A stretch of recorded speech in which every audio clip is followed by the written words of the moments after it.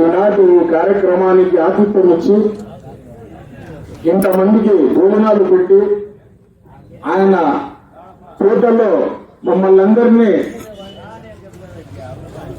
ఇక్కడ పిలిపించి ఒకే ఒక ఆశయంతో ఆయన ఇక్కడ కదిరి నియోజకవర్గంలో కందికుంట ఎమ్మెల్యే చెయ్యాలా అనే పట్టుదలతో ఉన్న వ్యక్తి నా మిత్రుడు, నా స్నేహితుడు శ్రీ జె గంగా రఘు గారికి ప్రత్యేక కృతజ్ఞతాభివందనాలు తెలియజేసుకుంటూ, అదేవిధంగా ఈనాటి ఈ కార్యక్రమానికి వేదికను అలంకరించినటువంటి రాష్ట్ర తెలుగుదేశం పార్టీ ప్రధాన కార్యదర్శి, మాజీ మహిళా కమిషన్ సభ్యులు శ్రీమతి పర్వీన్ మామ గారికి, అదేవిధంగా మాజీ మార్కెట్ యార్డ్ చైర్మన్ మన అధ్యక్ష రంగనాథ్ గారికి, పెద్దలు మా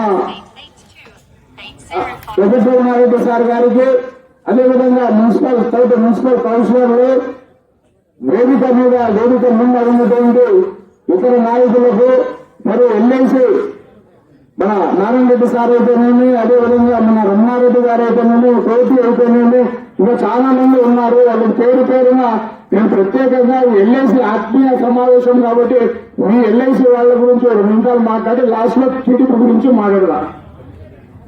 ముఖ్యంగా మీరు ఎల్ఐసి వాళ్ళు ఆ బ్రహ్మదేవుడినైనా ఒప్పించేస్తారు.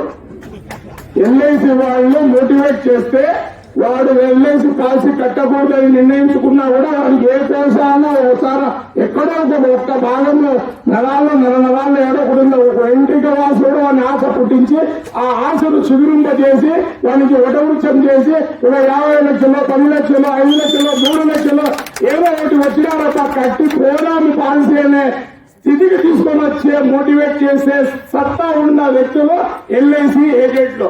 సో మీకు ఈ వేదిక మీద నుంచి మిమ్మల్ని అందరినీ మేము కోరుకునేది ఒకటే, కదిరి అయితేనేమి, పుట్టపర్తి అయితేనేమి, మీరు ఒక్కొక్కరు 100 మందిని మోటివేట్ చేయాలా.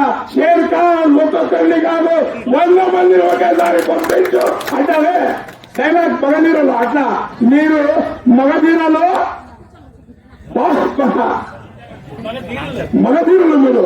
సో కాబట్టి మీరు ఒక్కొక్కరు 100 మందిని మోటివేట్ చేసి కదిరి నియోజకవర్గంలో కందికుంట వెంకట ప్రసాద్ గారిని కని విని ఎరుగని మెజార్టీతో గెలిపించి అసెంబ్లీకి పంపించాలని చెప్పి ఈ సందర్భంగా ఇప్పుడు నేను కోరుకుంటున్నా.